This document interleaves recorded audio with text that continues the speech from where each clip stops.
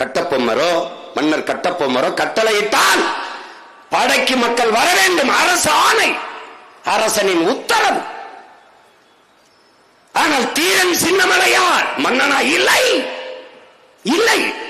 மன்னனாக ஆக்கப்பட்டவன், மன்னனாக பிறந்தவனா இல்லை.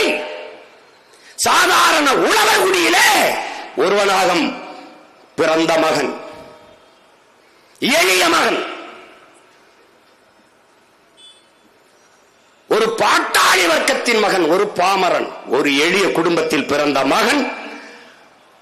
அவன் நாட்டு விடுதலைக்கு போராட வா என்று கூப்பிட்டால் எவன் வருவான் என்று அறிவார்ந்த தமிழ் சமூக மக்கள் சிந்திக்கணும். மன்னன் விட்டா வருவான், மக்களில் ஒருவன் கூப்பிட்டு எவன் வருவான்? ஆனால் என் தீரன் கூப்பிட்டு வந்தான் மக்கள். காரணம் என்ன? அவன் வீரன், அவன் வீரன். எவ்வளவு ஆளுமை, எவ்வளவு ஆற்றல் இருந்தால் அவன் மக்களை பேசி ஒருங்கிணைக்க பல்லாயிரக்கணக்கான இளைஞர்களை அவன் திரட்டி இருக்க முடியும் என்பதை எல்லாரும் தமிழ் மக்கள் சிந்திச்சு வாங்கணும். இதற்கு பேர்தான் என் அன்பு மக்களே வரலாற்றில் புரட்சி என்று பெயர்.